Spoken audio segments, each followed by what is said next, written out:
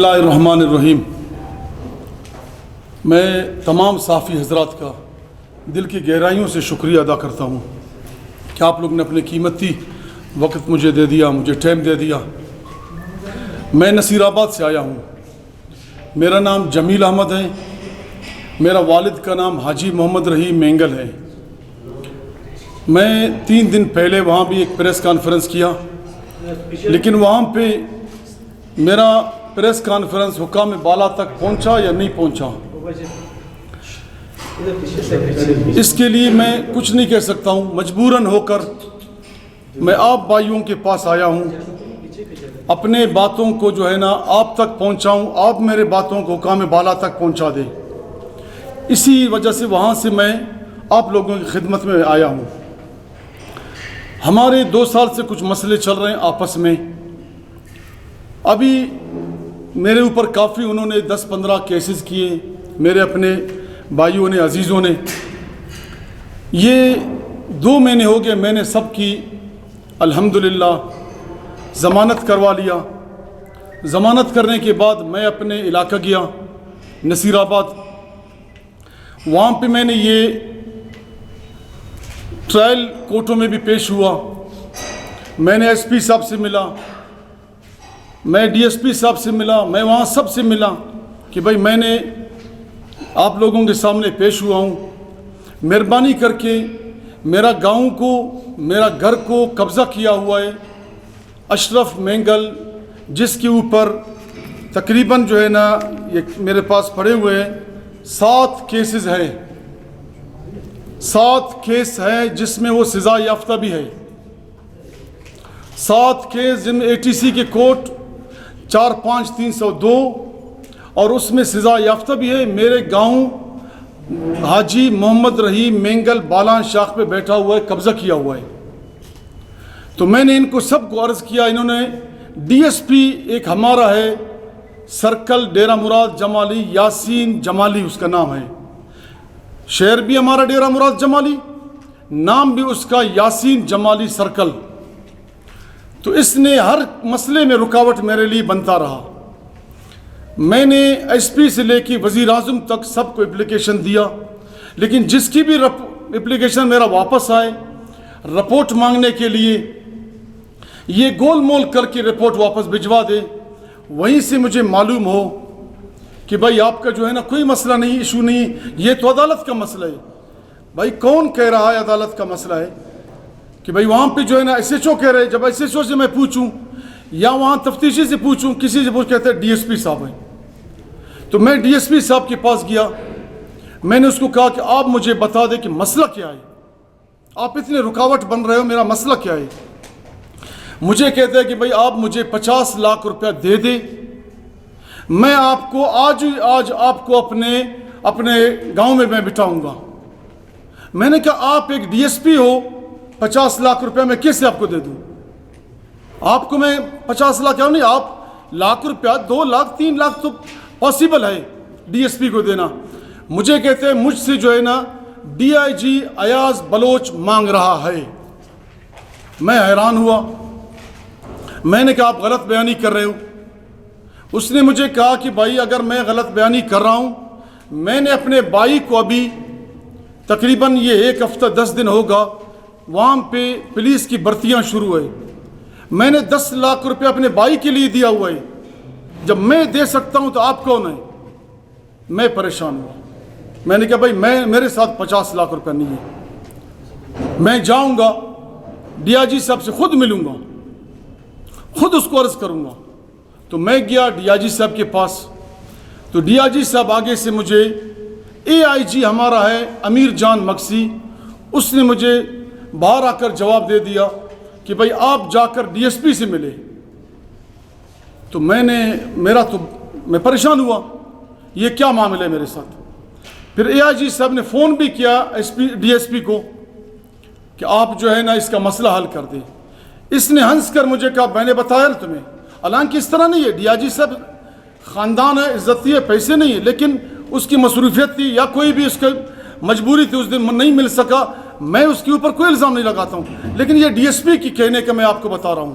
یہ DSP نے DIG کو بھی یرغمال بنایا ہوا ہے, SP کو بھی یرغمال بنایا ہوا ہے. اس کی سرکل میں 5-6 تانے ہیں, سب تانوں کو ایسا کیا ہوا ہے, مٹھی میں بند کیا ہوا ہے. کسی تانے دار کو, کسی ایسے چور کو جرت نہیں ہے کہ وہ اس کے خلاف بات کرے, DSP کے خلاف بات کرے. DSP جس دن سے آیا ہوا ہے, یہ میں آپ لوگوں کو الفن بتا رہا ہوں, جس وقت سے DSP جعفر آباد سے نصیر آباد آیا ہوا ہے, اس دن سے ہمارے نصیر آباد میں مینگل قبیلے کے جھگڑے شروع ہوئے, 4-5 بندے مر گئے ہیں. گولا قبیلے کی جھگڑا شروع ہوئے, 4-5 بندے مر گئے ہیں. بگٹی قبیلے کی جھگڑا شروع ہوئے, 4-5 بندے مر گئے ہیں. شر قبیلے کی جھگڑا شروع ہوئے, 4-5 بندے مر گئے ہیں. یہ اس کی وجہ سے. اور عمرانی ہمارے شہید ہوئے, شہید اسلم جان, اور ہیجوانی برادری کے ساتھ لڑائی. تقریباً 5-6 قوموں کو کیا کرتے ہیں, ابھی میرا مخالف کو یہ سپورٹ کر رہے, مجھ سے باری رقم لے رہے, اگر میں نہ دی تو اس کو سپورٹ کر کے ہمیں لڑا رہے ہیں. اس حساب سے جو ہے نا بالکل حالات نصیر آباد کا اس وقت میدان جنگ ہے. کسی سے بھی آپ لوگ پوچھیں, آپ لوگوں کے پاس میں نصیر آباد سے آیا ہوں. میں نصیر آباد میں 22 ستمبر کی صبح میں نے پریس کانفرنس کیا, لیکن مجبوراً مجھے آپ کے پاس آنا ہوا. آپ لوگوں کو الحمدللہ اذان شروع ہے, اس اذان کا واسطہ ہے, اللہ کا واسطہ ہے, یہ میرے باتوں کو حکام بالا تک پہنچا دے. ایک مجبوری کے تحت میں آپ کے پاس آیا ہوں. تو وہاں پہ DSP صاحب کی راج ہے. میں نے اپنے کاغذات جو ضمانت کی لے کے جا کر تھانے پہ لے کے گیا کہ وہاں میرے تفتیشی ہے, تفتیشی کو دے دوں کہ بھائی یہ میرا ضمانت ہے, آپ مہربانی کر کے میرا بیان لے لیں. یہ ایک بند تفتیشی جب آیا, تفتیشی اس کا بندہ ہے, تفتیشی جب آیا میرے پاس, یقین کرے میں تو مجھے خوف ہو گیا اس سے. اتنے آنکھیں اس نے مجھے نکالا تھا. میں نے کہا بھائی خیر ہے, میں تو ضمانت میں کر چکا ہوں, آپ کے پاس میں آیا ہوں. مراد بنگر نام ہے اس کا, تفتیشی صدر تانے کا. میں ملا اس کے ساتھ, یہ سب DSP کے کارندے ہیں. میں اس سے ملا, میں نے کہا بھائی تفتیش, بولتے جاؤ DSP سے بات کرو. میں نے کہا DSP سے اس کا کیا مسئلہ ہے, میرا بیان لے لو, میں نے ضمانت کروا لیا ہے, آپ میرے ساتھ تعاون کریں. کہتے بھائی میرا نام ہے مراد بنگر, یہ اس کا اپنی لفظ ہے. میں اگر آپ دوسرے زبان میں سنبھالو گے, میرے 2 نام اور ہیں, ایک ہے مردار بنگر, ایک ہے راو انور. آپ جس میں سمجھ سکتے ہو. میں حیران ہوا اسی وقت اس کی لفظ سن کر کہ یہ اپنے آپ کو خود کہہ رہے کہ میرا نام ہے مردار بنگر, میرا نام ہے راو انور, وہ ہے بھی شکل کسی طرح. میں بھاگتا ہوا SP صاحب کے آفس گیا. SP صاحب, یہ تفتیشی نے مجھ سے اس طرح کا بات کیا, برائے مہربانی مجھے جو ہے نا کوئی اور تفتیشی لے کر کے دے دے, مجھے 2 اور تفتیش میرے لیے جو ہے نا لگا دے میرے کیس پہ. SP صاحب کا یہ آرڈر ہے میرے پاس, میں آپ لوگوں کو سب کو کاپی دے دوں گا SP صاحب کا. SP صاحب نے لکھ دیا کہ کوئی ڈسٹرکٹ میں اچھے سے جو ہے نا تفتیشی اس کے لیے جو ہے نا کر دو, منتخب کر دو. اسی وقت DSP یاسین جمالی کو پتہ چلا, فوراً گیا, اس نے مقرر بھی کیا تفتیشی DIG صاحب کے پاس. 2 گھنٹے کے بعد وہی تفتیشی جو نیا آیا تھا وہ ایسے جو ہے نا کام پر آئے. مجھے DIG صاحب نے منگوایا ہے. میں حیران ہو گیا کہ بھائی تفتیشی کا کوئی مسئلہ ہے. بھاگتا ہوا واپس آیا, مجھے کہتا ہے بھائی میں تفتیشی میرا ختم ہے. تو کوئی مسئلہ, اتنا بڑا گینگ جو یہ DSP نے سب کو یرغمال بنایا ہوا ہے. IG صاحب کے ساتھ بھی غلط بیانی, SP صاحب کے ساتھ بھی غلط بیانی, SHO کو جو بالکل ایسے کیا ہوا ہے کہ کوئی اپنے ذاتی ملازم سمجھا ہوا ہے. یہ ہو گیا.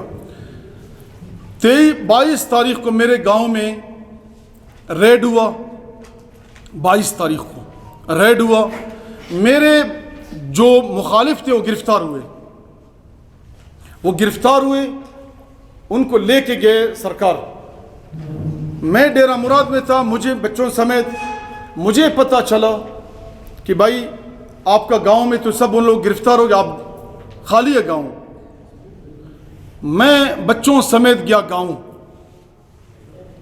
میرا دوسرا بھائی شہید عبد الباسط 2022 میں شہید ہوا, اس کے بچے بھی کوئٹہ سے روانہ ہو گئے, وہ بھی اپنے گھر میں گئے. ہم لوگ گھر کو دیکھیں تو وہ شہید عبد الباسط کا گھر, آپ لوگوں سے بھی میں عرض کرتا ہوں, گزارشات دست بستہ کہ آپ لوگوں کا تمام تر آنا جانے کا سب کے جو ہے نا میں ذمہ داری اٹھاتا ہوں, آپ لوگوں کو لے کے جاؤں گا, آپ موقع دے کے. وہ میرے بھائی شہید عبد الباسط کا گھر کو وہی میرے جو ہے نا اشرف اور جبار ملزموں نے, جیسے گوانتانامو بے سینٹر بنا ہوا ہے انہوں نے, آپ حیران ہو جائیں گے. گھر ہے, اس میں تقریباً 30-35 مورچے بنائے ہوئے چاروں طرف, ایک ٹریننگ سینٹر گاہ بنایا ہوا ہے. تو وہاں علاقے والوں نے مجھے کہا کہ بھائی یہ ٹریننگ سینٹر ہے, یہاں پہ لوگ آتے ہیں باہر سے, ایسے مطلب کوئی بندے جو ہے نا ہم نے کبھی نہیں دیکھے ہیں. یہاں آتے ہیں 2-4 دن 5 دن 7 دن 10 دن, کسی کو بھی اجازت نہیں اس ایریے میں اندر آئے. اور وہ گھر بھی ایسے ہی بنا ہوا ہے. کس طرح بنایا اس نے یہ 1.5 سال میں, میرے تو سمجھ میں بھی نہیں آیا. میں باہر کھڑا ہو کر اس گھر کو دیکھا کہ مطلب کوئی ایک جگہ نہیں ہے, ہر جگہ پہ اس نے مورچے, اور مورچے بھی ایسے مورچے کہ میرے سمجھ میں نہیں ہے, میں نے کبھی آج تک زندگی میں ایسے مورچے نہیں دیکھے ہیں. تو آپ لوگوں سے میں یہی گزارش کرتا ہوں, آپ لوگ کوئی ٹائم نکالے, سارا کنوینس آنا جانا میرے ذمہ داری ہے. آپ لوگوں کو میں لے کے جاؤں گا. آپ جا کر صرف ایک دفعہ دیکھ لے کہ بلوچستان کے اندر, خاص کر نصیر آباد زرخیز علاقے کے اندر اس طرح کا جو ہے نا انہوں نے گوانتانامو بے سینٹر بنایا ہوا ہے. کس لیے بنایا ہے؟ اس سینٹر کی مقصد ہمیں بتا دے. آئی جی صاحب سے میں مخاطب ہو کر میں کہتا ہوں کہ آئی جی صاحب آپ ایک انکوائری مقرر کریں, ایک ٹیم مقرر کریں, صحافیوں کے ساتھ, ہمارے مہربانوں کے ساتھ آپ ٹیم مقرر کریں, اس گاؤں کو دیکھ لیں, اس گاؤں کا اشر جو ہے نا کس طرح یا کون لوگ ہیں یہ سینٹر میں جو ہے نا ٹریننگ کر رہے ہیں. آج ہماری بلوچستان کا حالت ہے تو وہاں پہ ایک نظر کیوں نہیں ڈال رہے ہو آپ لوگ؟ یہ وجہ کیا ہے آپ کو؟ یہ سارا یہ سینٹر کو ڈی ایس پی نے چھپایا تھا.